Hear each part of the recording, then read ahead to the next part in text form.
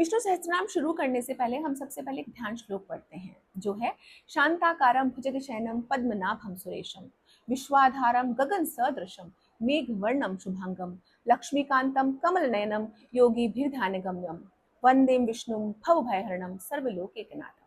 अर्थात शांताकारम, जिनका स्वरूप पूर्णतः शांत है, वे क्रोध, भय, अहंकार और अशांति से परे हैं। भुजगशयनम, जो अनंत नाग यानी शेष नाग पर शयन करते हैं।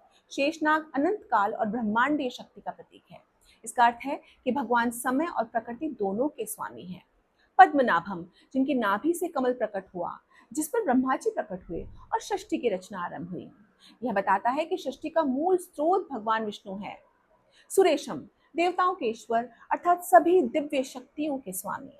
विश्वाधारम, जो पूरे ब्रह्मांड का आधार है, हर जीव और हर वस्तु उन्हीं पर आश्रित है। गगन सदृशम, जो आकाश की तरह अनंत, व्यापक और सर्वव्यापी हैं।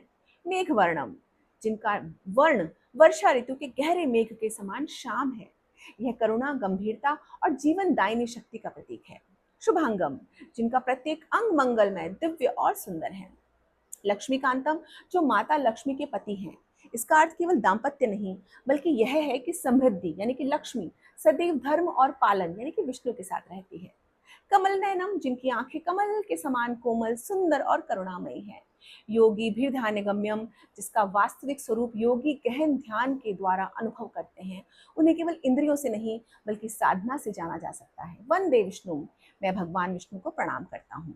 भव भय हरम, जो जन्म मृत्यु के चक्र और संसार के भय को दूर करने वाले हूँ। सर्वलोकैकनाथम, जो सभी लोगों के एकमात्र स्वामी और रक्षक हैं।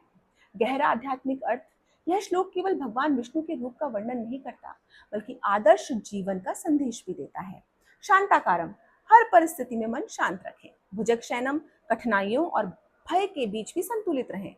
विश्वाधारम, याद रखें कि जीवन एक बड़ी दिव्य व्यवस्था का हिस्सा है।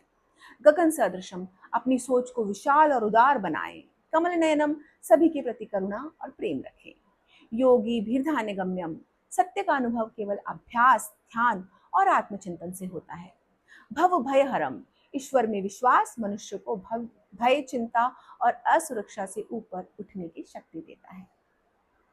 आप इस श्लोक को पढ़ें, इसके अर्थ को समझें और फिर ईश्वर से संवाद करें।